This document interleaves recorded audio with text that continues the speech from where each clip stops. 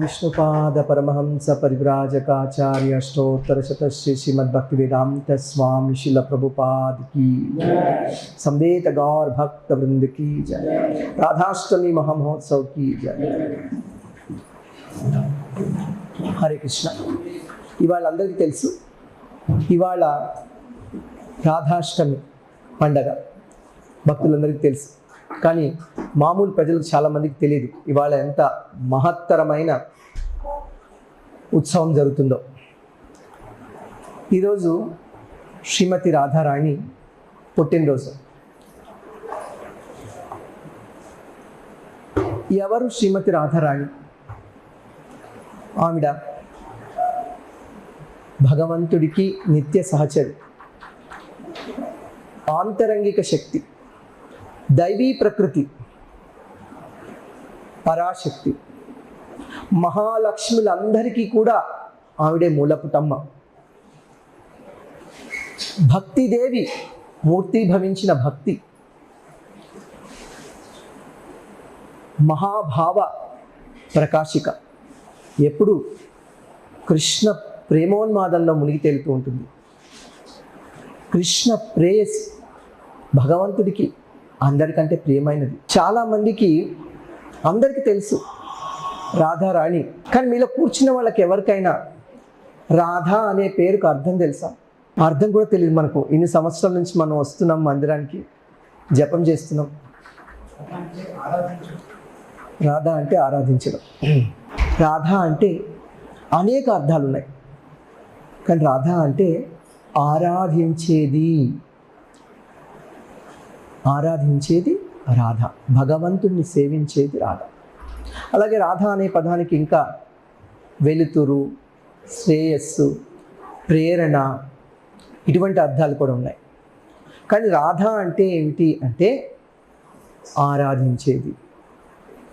ఆరాధన అంటే పూజ, అంటే రాధతో చేసేది ఆరాధన, రాధలాగా చేసేది ఆరాధన. పూజ అంటే ఆవిడ పూజించినట్టు మనం భగవంతుడిని పూజించాలి, శ్రీకృష్ణుడు.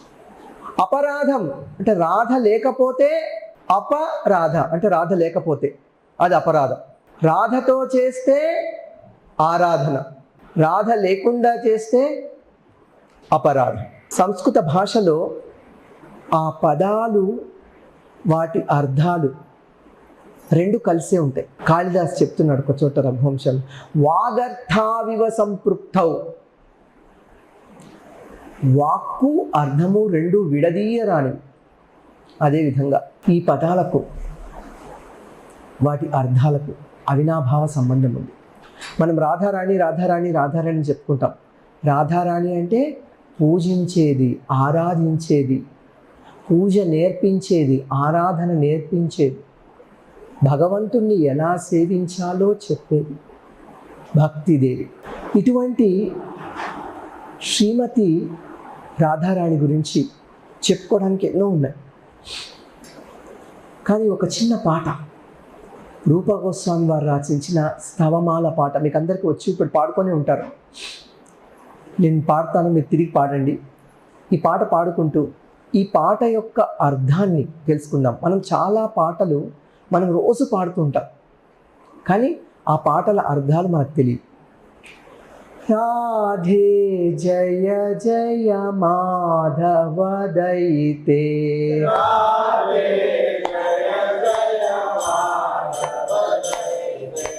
రాధే జయ జయ మాధవ దయితే,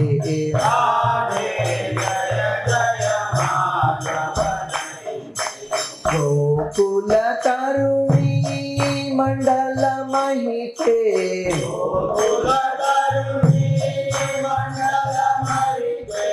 రాధే జయ జయ మాధవ దయితే,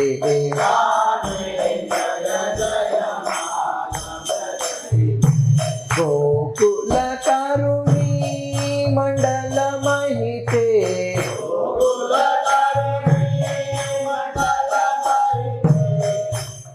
ఈ పాటలు ఏం చెప్తున్నారు? రాధే ఓ రాధిక శ్రీమతి రాధారాణి, జయ జయ, నీకు జయము జయము. మాధవదైతే, మాధవుడికి ప్రియమైన దానా ఓ రాధిక, నీకు జయము జయము.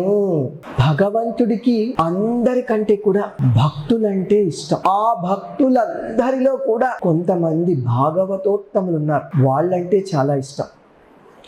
అటువంటి భాగవతోత్తములందరికంటే గొప్పవాళ్ళు గోపికలు. ఆ గోపికలందరిలో ప్రత్యేకమైన గోపిక శ్రీమతి రాధారాణి. భగవంతుడికి ఆ శ్రీమతి రాధారాణి అంటే అంత ఇష్టం. అలాగే ఆవిడ కుండం, రాధాకుండం అంటే కూడా అని పద్మపురాణం చెప్తోంది. అటువంటి భగవంతుడికి ప్రియమైన శ్రీమతి రాధారాణి, ఓ రాధికాదేవి, నీకు జయము జయము. గోకుల తరుణీ మండలమైతే, ఎప్పుడు కూడా గోపికల మధ్యలో గోపికల చేత పూజించబడుతోంది. గోకుల తరుణీ మండలమైతే, బృందములు, గోపికల బృందములతోటి, అటువంటి గోపికలతోటి ఎప్పుడూ పూజించబడుతోంది శ్రీమతి రాధారాణి, వాళ్ళతో సేవించబడుతోంది. చూడండి, భౌతిక ప్రపంచంలో మనం ప్రేమించేది ఏదైనా ఉందనుకోండి, మనం గొప్పగా భావించేది, కోరుకునేది ఏదైనా ఉందనుకోండి, దాన్ని మనం వేరే వాళ్ళతో పంచుకోవడానికి సిద్ధపడం. కానీ శ్రీమతి రాధారాణి తన కృష్ణుణ్ణి అమితంగా ప్రేమించినప్పటికీ కూడా మనలాంటి మామూలు మనుషులకు కూడా ఆ కృష్ణుడి యొక్క కృప కావాలి అని ఆమె ఎప్పుడూ కోరుకుంటూ ఉంటుంది. ఈ గోపికలందరికీ కూడా అలాగే కృష్ణుడి యొక్క సేవను, కృష్ణుడి యొక్క అనుగ్రహాన్ని, కృష్ణుడి యొక్క దర్శనాన్ని, కృష్ణుడి యొక్క సాంగత్యాన్ని నిత్యం ప్రసాదిస్తూ ఉంటుంది. గోకుల తరుణీ మండలమహితే, గోపికలతో పూజించబడుతూ ఉంటుంది. ఆ గోపికలందరినీ భగవంతుడి యొక్క సేవలో వినియోగిస్తూ ఉంటుంది. అటువంటి శ్రీమతి రాధారాణికి జయము జయము. దామోదర రాతి వర్ధన వేషే, హరినిష్కృత వృందా విపినేశే. వర్ధన వేషే, హరినిష్కృత వృందా విపినేశే. దామోదర రాతి వర్ధన వేషే, హరినిష్కృత వృందా విపినేశే.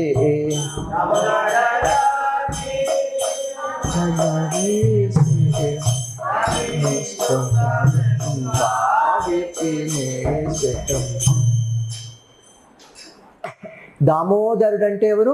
కృష్ణుడు. ఎందుకు కృష్ణుడికి దామోదరుడు అనే పేరు వచ్చింది? ఎందుకు? ఒక్క నెల రోజులు మనము ఈ పండగే జరుపుకుంటున్నాం కార్తీక మాసంలో. ఆయనకు దామోదరుడు అని పేరు ఎందుకు వచ్చింది? యశోదా మాతాజీ కట్టబడ్డాడు. దామం అంటే ఏమిటి?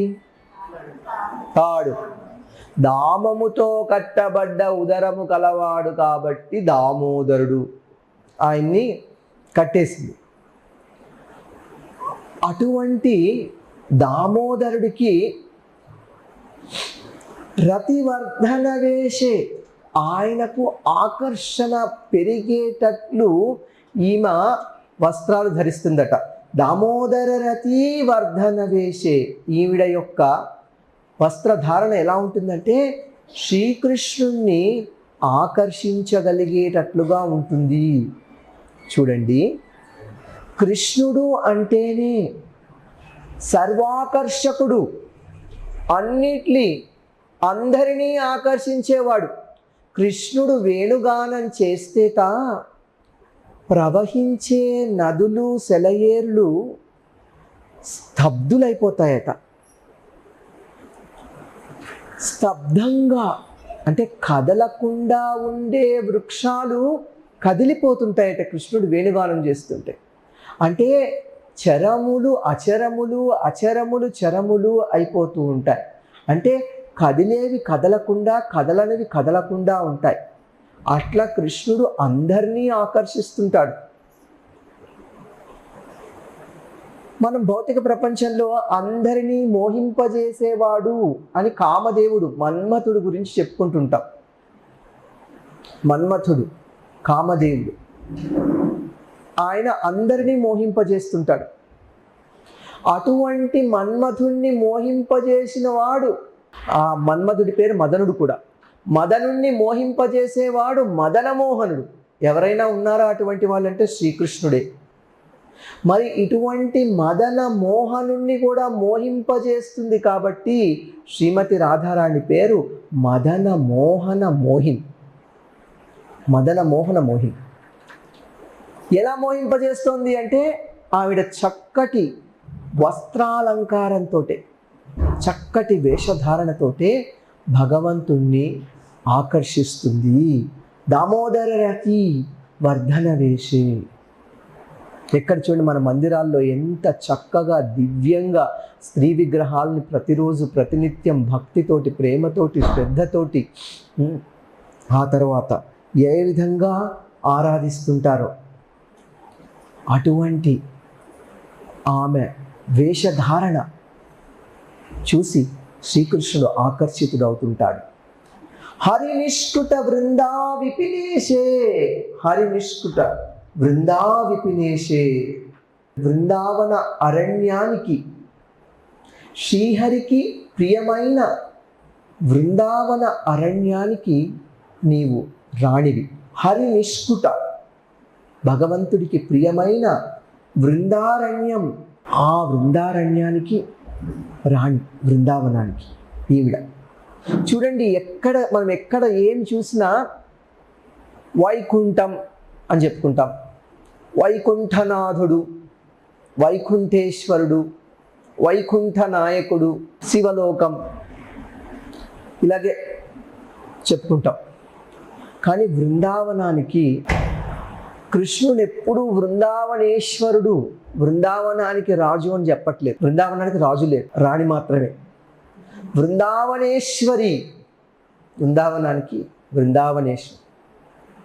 అంటే ఆవిడకు తన యొక్క స్వలోకం, తన యొక్క ఏదైతే భగవద్గీతలో భగవంతుడు చెప్తున్నాడో, న తద్భాసయతే సూర్యో న శశాంకో న పావకః యద్గత్వా నివర్తంతే తద్ధామ పరమం మమ.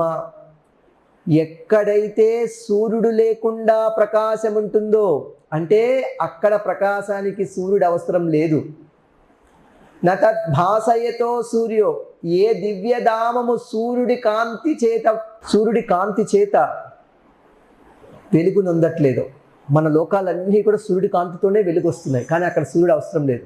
నా శశాంకో న పావకః, ఎక్కడ చంద్రుడు, అగ్ని అవసరం లేదు. యద్గత్వా నివర్తంతే తద్ధామ పరమం మమ. ఎక్కడికి వెళ్ళిన వాళ్ళు మళ్ళీ తిరిగి రారో అదే నా ధామం, నా స్వలోకం, గోలోక బృందావన్. అటువంటి బృందావనానికి ఈయన రాజు కాదు, ఆవిడే రాణి. అంటే భగవంతుడి కంటే కూడా ఉన్నతమైన స్థానాన్ని ఆవిడికి ఇచ్చారు. ఎందుకు? ఆవిడ తన ప్రేమతోటి భగవంతుణ్ణి జయిస్తుంది. అందుకని ఆవిడ బృందావనేశ్వరి. హరినిష్కృత బృందా విపినేశే, హరినిష్కృత బృందా విపినేశే. భగవంతుడికి ప్రియమైన బృందారణ్యానికి ఈవిడ రాణి, బృందావనేశ్వరి. కృష్ణుడి గురించి చెప్పాలంటే బృందావనేశ్వరుడు అని చెప్పరు. మధుపతి, మధురాపతి, యాదవేంద్రుడు, ద్వారకాధీష్ అని చెప్తుంటారు. కానీ ఎక్కడైనా మీరు బృందావనేశ్వరుడు అని చెప్పడం విన్నారా? లేదు. బృందావన చంద్రుడు, బృందావనానికి చంద్రుడు అని చెప్తారు. కానీ బృందావనేశ్వరి ఎవరు? శ్రీమతి రాధారాణి. వృషభానూదీ నవశశిలేకే లలితా సఖి గుణ రమిత విశాఖే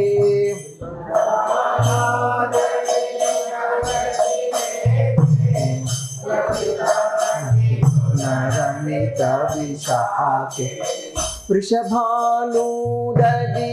నవశశిలేకే లలితా సఖి గుణ రమిత విశాఖే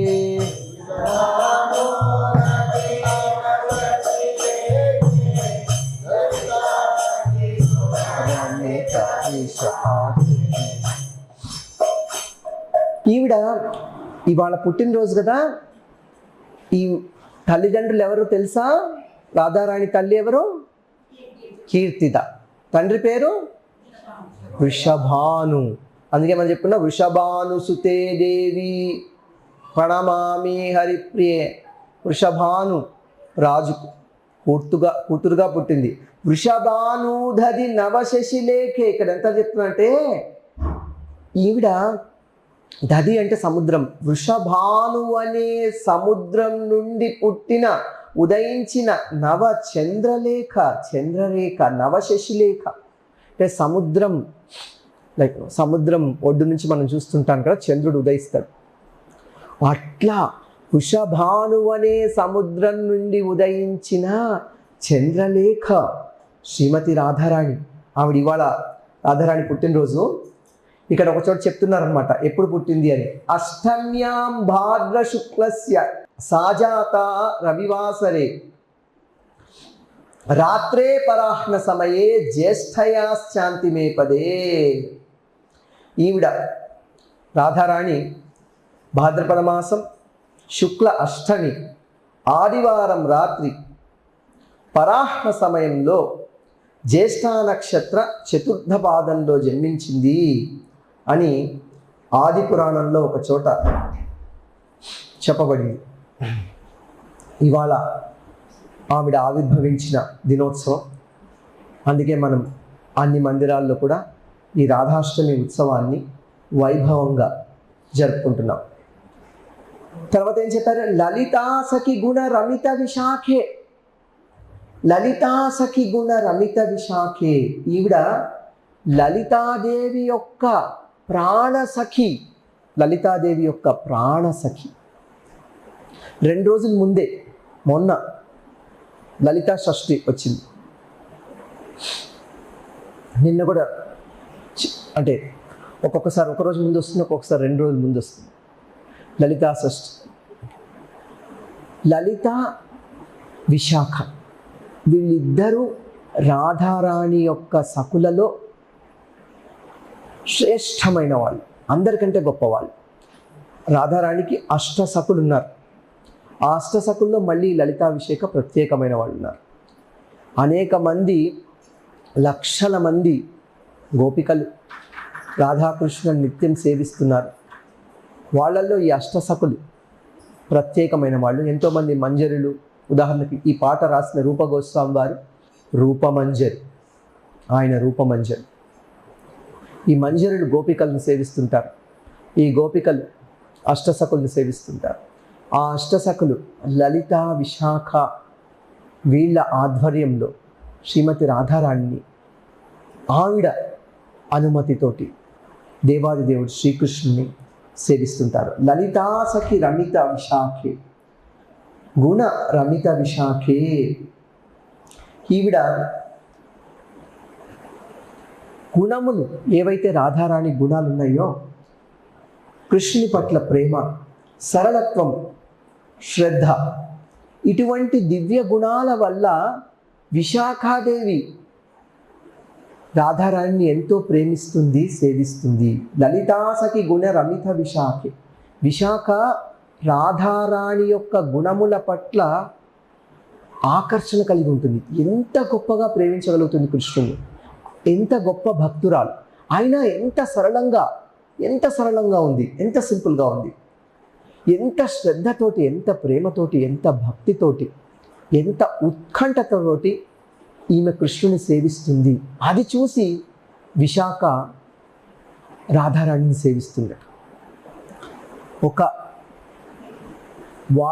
ఒక భక్తులలో ఒక భక్తుడిలో మనము వాళ్ళలో వాళ్ళ యొక్క కృష్ణుని యందు కలిగిన కృష్ణుని యందున్న శ్రద్ధాభక్తులను చూసి మనం వాళ్ళని సేవించాలి.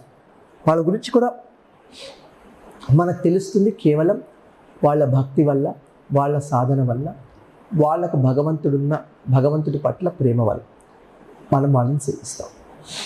ఇక్కడ విశాఖదేవి రాధారాణి యొక్క గుణాలు, ఆమెకున్న ప్రేమ, భగవంతుడి పట్ల ఉన్న ప్రేమ, ఆమెకు భగవంతుడి పట్ల ఉన్న శ్రద్ధ, మళ్ళీ సరళత్వం, ఏమాత్రము ఆమెలో హిపోక్రసీ, దాన్ని ఏమంటారు తెలుగులో, అది లేదు, డాంబికం లేదు, సరళమైన మనిషి. అందరికీ కూడా కృష్ణుని ప్రేమను ఇవ్వాలి, అందరికీ కూడా కృష్ణుని ప్రేమను ఇవ్వాలి అని కోరుకుంటూ ఉంటుంది. అందరినీ కృష్ణుడి సేవలో వినియోగిస్తూ ఉంటుంది. నిజానికి కృష్ణుడు మనల్ని చూడడానికి ఇష్టపడకపోవచ్చు, కానీ రాధారాణి అందరికీ కృష్ణుడి యొక్క అనుగ్రహం దొరికేటట్లు చేస్తుంది. కాబట్టి మనం రాధాకృష్ణుని కలిపి సేవించాలి. కొంతమంది ఏమనుకుంటారంటే కృష్ణుడు బొమ్మ పెట్టుకుంటారు, ఆయన సేవిస్తే చాలు, ఎందుకు ఆమెను సేవించడం, ఆమె కూడా అదే కదా చేస్తుంది, మనం కూడా అదే కదా చేస్తుంది అనుకుంటుంటారు. శూర్పణఖ అలాగే రాముడితోనే కదా పని, సీత మనకెందుకు, సీతను అసలు చంపేసి తినేయాలని చెప్పింది శూర్పణఖ ఏ గతి పట్టింది? రావణాసురుడు సీతనే కోరుకున్నాడు, కానీ రాముడు వద్దనుకున్నాడు. రావణాసుడికి ఏ గతి పట్టిందో మనకు తెలుసు. మనము సీతారాముల్ని, రాధాకృష్ణుల్ని ఆరాధిస్తాం, ఇద్దరిని కలిపి. అంటే రాధారాణిని లేకుండా కృష్ణుని సేవించడం మన సాంప్రదాయం కాదు. ఎలా మనం భక్తి చేసుకోవాలి? చైతన్య మహాప్రభు మన యొక్క గౌడీయ వైష్ణవ సిద్ధాంతాన్నంతటినీ ఒక్క శ్లోకంలో చెప్పారు. ఆరాధ్యో భగవాన్ వ్రజేశ తనయః తద్ధామ బృందావనం. మనం భగవంతుడు, ఆరాధనీయుడు, దేవాది దేవుడు, వ్రజేశ తనయుడు, నందసూనుడు, దేవాది దేవుడు కృష్ణుణ్ణి సేవించాలి. అలాగే తద్ధామ బృందావనం, ఆయన యొక్క ధామమైన బృందావనాన్ని ఎలా సేవించాలి? ఆరాధ్యో భగవాన్ వ్రజేశ తనయః తద్ధామ బృందావనం రమ్యా కాచిదుపాసనా వ్రజవధూ వర్గేణ యా కల్పిత. ఎలాగంటే వ్రజవధూలు, గోపికలు ఆరాధించినట్లుగా. గోపికలు ఎలా ఆరాధిస్తున్నారు? ఎప్పుడు చూసినా, మీరు ఎక్కడ చూసినా గోపికలు, ఏ చిత్రంలో చూసినా గోపికలు రాధాకృష్ణులు ఇద్దరిని సేవిస్తున్నారు. వ్రజవధూ వర్గేణ యా కల్పిత రమ్యా కాచిదుపాసన. అటువంటి ఉపాసనలన్నిటిలో మహత్తరమైన ఉపాసన రాధాకృష్ణుల్ని గోపికలు సేవించినట్లు సేవించడము. శ్రీమద్భాగవతం ప్రమాణమమలం ప్రేమా పుమార్దో మహాన్. ఏమిటి మనకు పరమ ప్రమాణం అంటే శ్రీమద్భాగవతం, అది అమలమైన ప్రమాణం. శ్రీమద్భాగవతం ప్రమాణమమలం ప్రేమా పుమార్దో మహాన్. చతుర్విధ పురుషార్థాల కోసం కాదు, ధర్మం, అర్థం, కామం, మోక్షం కోసం కాదు, పంచమ పురుషార్థం, పరమ పురుషార్థం భక్తి కోసం, భక్తియుత సేవ కోసం మనం భక్తియుత సేవ కోసం మనం భగవంతుణ్ణి ఆరాధిస్తున్నాం. ప్రేమా పుమార్ధో మహాన్, ప్రేమా పుమార్ధో మహాన్. శ్రీ చైతన్య మహాప్రభోర్మతమిదం. ఇది శ్రీ చైతన్య మహాప్రభు యొక్క అభిప్రాయం, మన అభిప్రాయం కాదు, శ్రీ చైతన్య మహాప్రభు యొక్క అభిప్రాయం. ఏమిటి? రాధాకృష్ణుల్ని, బృందావనాన్ని గోపికలు ఏ విధంగా సేవించారో ఆ విధంగా సేవించడం, శ్రీమద్ భాగవతాన్ని పరమ ప్రమాణంగా స్వీకరించి జీవితం గడపడం. ఇది చైతన్య మహాప్రభు తత్రాదరాన పరహ. కాబట్టి మనం ఇలాగే చేయాలి. లలితా సఖి, విశాఖ సఖి ఇంకా మిగతా అష్టసకులు, అనేక మంది గోపికలు, మంజరులు శ్రీమతి రాధారాణిని సేవిస్తున్నారు. ఎప్పుడూ ఆవిడ వాళ్ళతో కూడి వాళ్ళతో పరివేష్టితురాలై ఉంటుంది. కరుణాం కురుమయీ కరుణ భరితే సనక సనాతన వర్ణిత చరితే.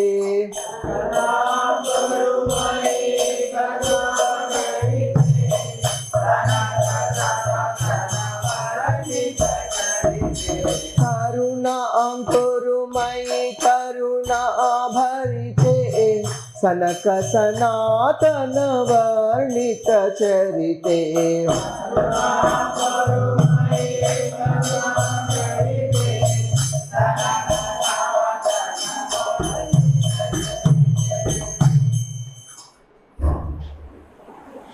కరుణాభరితే, ఓ కరుణా సముద్రమా, ఓ దయా సముద్రమైన శ్రీరాధిక, అమ్మా కరుణాంకురుమై నన్ను అనుగ్రహించు, నన్ను అనుగ్రహించు. కరుణాంకురుమయి కరుణాభరితే, నన్ను అనుగ్రహించుము ఓ రాధిక.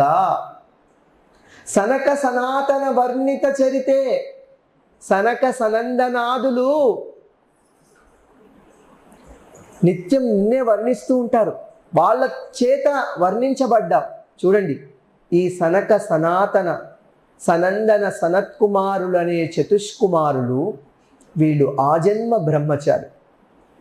ఈవిడ వృందావనంలోని ఒక గోపిక. ఇటువంటి గోపికలను వాళ్ళు ఎందుకు కీర్తిస్తున్నారు? మామూలుగా చాలామంది ఏమనుకుంటుంటారంటే, సీతారాములు వాళ్ళు భార్యాభర్తలు, వాళ్ళ మధ్య అనుబంధం సహజమైనది. కానీ రాధాకృష్ణులు అలా కాదు కదా, కాబట్టి వీళ్ళ మధ్య అనుబంధం సహజమైనది కాదు, మనము అది తప్పు అని కొంతమంది చెప్తూ ఉంటారు. ఎవరు శ్రీమతి రాధారాణి? ఆవిడ భగవంతుడి యొక్క ఆంతరంగిక శక్తి, నిత్య సహచరి. భార్య భర్త అని మనం మాట్లాడుకునేవి భౌతికమైన విషయాలు. ఈ జన్మలో మన భార్య ఒకళ్ళు కావచ్చు, భర్త ఒకళ్ళు కావచ్చు, వచ్చే జన్మలో ఇంకొకళ్ళు, ఆ వచ్చే జన్మలో ఇంకొకళ్ళు, అలా ఎన్నో జన్మల్లో ఎంతో మంది భార్యలు, భర్తలు, పిల్లలు. కొన్నిసార్లు మనం స్త్రీగా, కొన్నిసార్లు పురుషుడుగా, కొన్నిసార్లు కుక్కగా, కొన్నిసార్లు నక్కగా, దోమగా, ఇలా ఎన్నో జన్మల్లో ఎంతెంతో మంది సహచరులు మనకున్నారు, ఎంతోమంది పిల్లలు మనకున్నారు. అట్లాంటి భౌతికమైన బంధాలు మనము భగవంతుడికి ఆపాదించలేము. ఆయన ఆవిడ వేరు కాదు, ఇద్దరు ఒక్కటే. చైతన్య మహాప్రభులా వచ్చారు రాధాభావంతో. తన శక్తియే ఆవిడ. కాబట్టి ఈమె కృష్ణుడి భార్య కాదు, ఈమెకి సీతారాములు లాంటి స్థానం మనం రాధాకృష్ణులకు ఇవ్వకూడదు అని చెప్తూ ఉంటారు. అది చాలా తప్పు. అది నిజానికి అపసాంప్రదాయం. అది మన సంస్కృతిని, శ్రీమద్ భాగవతాన్ని అర్థం చేసుకోకుండా మాట్లాడడం. ఈ శ్రీమతి రాధారాణి ఈవిడ ఎంత కరుణామూర్తి అంటే, ప్రతి ఒక్కళ్ళని ఏదో ఒక విధంగా కృష్ణుడి సేవలో నియోగించాలని ప్రయత్నిస్తూ ఉంటుంది. ఒక్కసారి ఎవరైనా ఆవిడ దగ్గరకు వచ్చి, తల్లి నన్ను కూడా కృష్ణుడి సేవలో వినియోగించు అని ప్రార్థిస్తే, అటువంటి వాళ్లకు భగవంతుడి యొక్క అనుగ్రహం దొరికేటట్లు చేస్తుంది. కాబట్టి మనం రాధాకృష్ణుల్ని సేవిస్తాం. చైతన్య మహాప్రభు చెప్పినట్లు మనం గౌడీయ పరంపరలో ఉన్నాం. కాబట్టి ఈ ఎక్కడ రాశారు? సనక సనాతన వర్ణిత చరితే అని చెప్పారు కదా. సనత్కుమారుడు, సనాతనుడు, సనకుడు, వీళ్ళు ఎక్కడ రాశారు అంటే సనత్కుమార సంహిత అనే పుస్తకం ఉంది, చతుష్కుమారులు రాశారు. అందులో శ్రీమతి రాధారాణి గురించి వర్ణించారు. తర్వాత నారద ముని నారద భక్తి సూత్రాలు రాశారు. దాంట్లో చెప్తున్నారు యథా వ్రజగోపికానాం. ఎలా ఉండాలయ్యా భక్తి అంటే, వ్రజగోపికలు ఎలా చేస్తున్నారో అలా చేయాలి.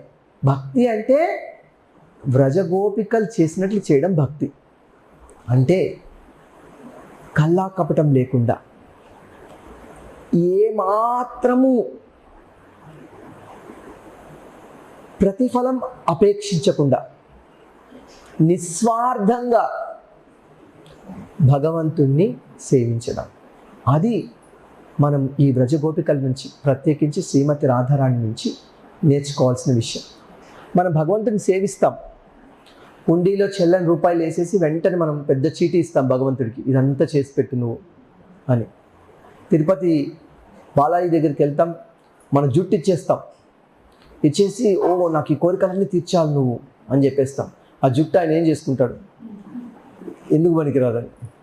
ఆ జుట్టు నిండా చుండ్రు, దుమ్ము, ధూళి ఉంటుంది. అది ఇచ్చేసానుకో, ఇలా నాకు నా కోరికలన్నీ తీర్చాను. కానీ ఏమీ అపేక్షించకుండా నువ్వే కావాలి, భగవంతుడే కావాలి, భక్తియే కావాలని కోరుకుంటే అటువంటి భక్తి ఉన్నతమైన భక్తి. అన్యాభిలాషితా శూన్యం జ్ఞాన కర్మాది అనావృతం ఆనుకూల్యేన కృష్ణానుశీలనం భక్తిరుత్తమా. ఈ శ్లోకం రాసిన రూపగోస్వామి వారు, ఈ పద్యం రాసిన రూపగోస్వామి వారు ఈ శ్లోకం కూడా భక్తి రసామృత సింధులు రాశారు. అన్యములైన అభిలాషితములు ఏమీ లేకుండా జ్ఞానం, కర్మ, జ్ఞానయోగ కర్మయోగ అనావృతమైనది శుద్ధ భక్తి. కృష్ణానుశీలనం ఆనుకూల్యైన కృష్ణానుశీలనం, కృష్ణుడికి అనుకూలంగా ఉండాలని. కొంతమంది కోపంలో కూడా ఎప్పుడు కృష్ణుని గుర్తు తెచ్చుకుంటుంటారు, శిశుపాలుడిలాగా, కంసుడిలాగా, హిరణ్యకశిపుడిలాగా. అలాంటి భక్తి కాదు, ప్రేమతోటి భగవంతుడిని తలుచుకో. భక్తి ఉత్తమ, అది ఉత్తమమైన భక్తి. అటువంటి ఉత్తమమైన భక్తి ఈ ప్రపంచంలో ప్రదర్శించేది శ్రీమతి రాధారాణి. ఆవిడ ఏ విధంగా కృష్ణుని సేవిస్తుందో చూసి ఆ గోపికలు భగవంతుణ్ణి అదే విధంగా సేవిస్తున్నారు, ప్రేమిస్తున్నారు. ఈ గోపికల మార్గంలో చైతన్య మహాప్రభు వారు మనకేం నిర్దేశించారంటే, వాళ్ళు ఎలా భక్తి చేశారు, మనము ఆచార్యుల ఆశీస్సులతోటి, ఆచార్యుల అనుగ్రహంతో అలా భగవంతునికి అలా భక్తి చేయడం. కాబట్టి ఈవిడ భక్తిదేవి. రాధ అంటేనే చెప్పుకున్నాం, రాధ అంటేనే పూజించేది, భక్తి చేసేది, ఆరాధించేది, అందరినీ ఆరాధించేటట్లు చేసించేది, అందరినీ భగవంతుని పూజించేటట్లు చేసేది. ఆమె పేరులోనే అది ఉంది. ఇవాళ రాధాష్టమి కాబట్టి మనం కూడా ఇంకా తీవ్రంగా మనం భక్తి యోగం ఆచరిద్దాం. ఈరోజు శ్రీమతి రాధారాణి యొక్క దివ్యమైన ఆశీస్సులు అందుకొని ఆ ప్రేరణతోటి మన భక్తి యోగాన్ని ఇలా మనం కొనసాగిద్దాం. ఇప్పుడు ఎవరికైనా ఏమైనా ప్రశ్నలు ఉంటే అడగవచ్చు. హరే కృష్ణ. రాధారాణి రాత్రి ఆవిర్భవించారని అక్కడ చెప్పారు. అది ఒక ఆది పురాణంలో ఉన్న ఒక శ్లోకం. ఆవిడ రాత్రి ఆవిర్భవించారా, పగల ఆవిర్భవించారా అనేది భాగవతంలో చెప్పలేదు. ఎప్పుడు ఆవిర్భవించినా ఇవాళ రాధారాణి యొక్క ఆవిర్భావ దినోత్సవం. ఆవిడ భగవంతుడి యొక్క నిత్య సహచరి. ఈ ప్రపంచంలో అప్పుడప్పుడు బ్రహ్మ ఒక రోజులో, ఒక బ్రహ్మాండంలో, ఈ బ్రహ్మాండంలో బ్రహ్మకు ఒక రోజులో ఒక్కసారి మాత్రమే రాధాకృష్ణులు స్వయం భగవద్మూర్తులు వారు ఆవిర్భవిస్తారు. ఇంకెవరికైనా ఏమైనా ప్రశ్నలు ఉన్నాయా?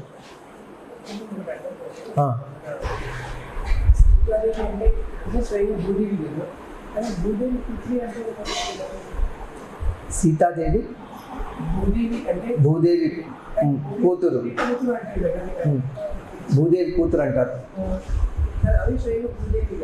సీతాదేవి ఆమె స్వయంగా భూదేవి.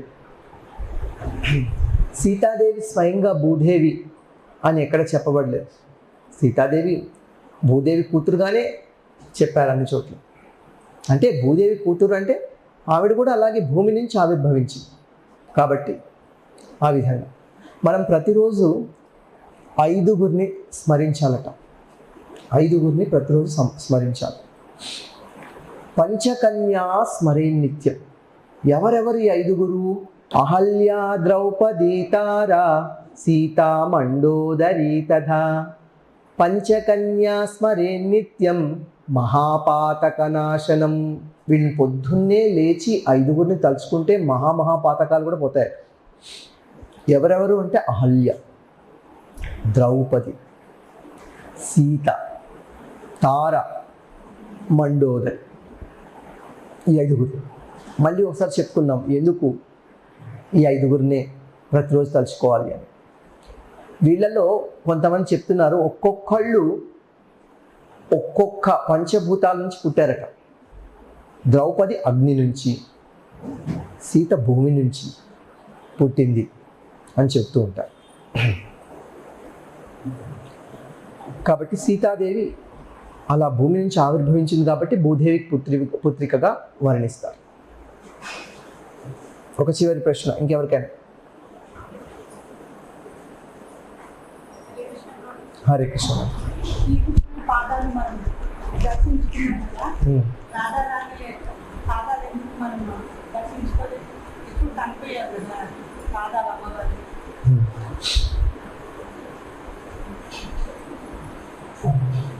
వైదిక సాంప్రదాయంలో ముందుగా మాతాజీ ప్రశ్న ఏమడుతున్నారంటే, శ్రీకృష్ణుడి పాదాలు ఎప్పుడు మనం దర్శించుకుంటాం కదా అన్ని మందిరాల్లో, శ్రీమతి రాధారాణి పాదాలు ఎందుకు దర్శించుకోలేము?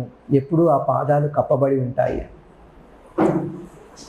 మన వైదిక సాంప్రదాయంలో కేవలం రాధారాణి మాత్రమే కాదు, అందరి శ్రీల పాదాలు ఎప్పుడు కప్పబడి ఉండాలి. అది మన భారతీయ సాంప్రదాయం. ఆ విధంగానే మనము శ్రీమతి రాధారాణికి వస్త్రాలంకారం చేస్తాం. మనం దర్శించుకోవాలి కాబట్టి మనం దర్శించుకోవాలి కాబట్టి ఆవిడ పాదాలు మనం కప్పకుండా వస్త్రాలంకరణ చేయాలి అనడం చాలా తప్పు. కానీ ఈ మధ్య కాలంలోనే చూస్తున్నాను నేను కృష్ణ చైతన్యోద్యమం ఇందులో వచ్చి సుమారు 30 సంవత్సరాలు అవుతుంది. మొదట్లో ఎప్పుడు చూడలేదు. ఈ మధ్యలో కొన్ని చోట్ల గత 10 సంవత్సరాలుగా ఈ రాధాష్టమి రోజు ఆవిడ పాదాలు దర్శించుకునే అవకాశం కోసం ఇలా వస్త్రాలు ఇలా అలంకరిస్తున్నారని. అది అంత శాస్త్రబద్ధమైనది, సముచితమైనది అనిపించట్లేదు. ఉద్ధవుడు బృందావనానికి వచ్చాడు, కృష్ణుడి యొక్క సందేశాన్ని తీసుకొని వచ్చాడు. కృష్ణుడి యొక్క ఆప్త మిత్రుడు, ప్రియమిత్రుడు. కాళ్ళు పట్టుకోలేవు రాధారాణి. ఏమని కోరుకున్నాడు తెలుసా? నేను ఈ బృందావనంలో ఒక చెట్టును, ఒక తీగను, ఒక పుట్టను అయితే బాగుండు. ఎందుకంటే ఈ గోపికలు తిరుగుతుంటే వాళ్ళ పాదధూళి నాకు తగులుతుంది అని. అలా కూడా దర్శనం చేసుకోవచ్చు. రామాయణంలో ఒక చోట సుగ్రీవుడు రామలక్ష్మణులతో చెప్తున్నాడు, ఇదిగో కొంతకాలం క్రితం రావణాసురుడు ఒక ఆవిడ్ని పుష్పక విమానంలో ఎత్తుకుపోవడం మేము చూసాం. అప్పుడు ఆమె హే సీత, హే రామ, హే లక్ష్మణ అని ఏడుస్తూ వెళ్తోంది. అలా వెళ్ళిపోతున్న స్త్రీ రావణుడి చేత తీసుకువెళ్ళబడుతోంది. ఆవిడ కొన్ని ఆభరణాలు మూటగట్టి కిందికి విసిరేసింది. ఆ ఆభరణాలు ఇవిగో. రాముడు అన్నాడు, లక్ష్మణ, ఈ ఆభరణాలు సీతవేనా? ఈ ఆభరణాలు సీతవేనా? ఆయన చెప్తున్నాడు, నాహం జానామి కేయూరే నాహం జానామి కుండలే. నేను ఎప్పుడు కూడా ఆవిడ యొక్క మొహం చూడలేదు. ఆ సీతాదేవిని సేవిస్తున్నా కానీ మొహమే చూడలేదు నేను ఎప్పుడు. కాబట్టి ఆవిడ కేయూరాలు నాకు తెలియవు, ఆవిడ కుండలాలు నాకు తెలియవు. ఎప్పుడో ఒకసారి ఆవిడ పాద దర్శనం అయింది. అప్పుడు నేను ఆవిడ గజ్జలు చూశాను. ఇవి ఆవిడవే అని చెప్తాను. నాహం జానామి కేయూరే, నాహం జానామి కుండలే, నూపురే త్వభిజానామి నిత్యం పాదాభివందన. పాదాభివందనం చేసేటప్పుడు ఈ కుండలాలు చూశాను. కాబట్టి వీటిని మన సాంప్రదాయం అలా ఉందనుకుంటు. కాబట్టి మనం రాధాకృష్ణులకైనా, లక్ష్మీనారాయణులకైనా, సీతారాములకైనా, శివపార్వతులకైనా మనం వస్త్రాలంకారం చేసేటప్పుడు ఆ విధంగానే మనం వస్త్రాలంకారం చేస్తాం. కానీ ఎవరైతే భక్తితోటి రాధాకృష్ణుని సేవిస్తారో వాళ్ళ హృదయాల్లో వారి యొక్క పాదాలు గోచరిస్తాయి, వాళ్ళకు దర్శనం అవుతుంది తప్పకుండా. కానీ కేవలం మనకు దర్శనం కావాలి అనే ఉద్దేశంతో వాళ్ళని ఆ విధంగా చేయడం అది తగదు అని నా అభిప్రాయం. హరే కృష్ణ. ఓం తత్సత్. శ్రీకృష్ణార్పణమస్తు.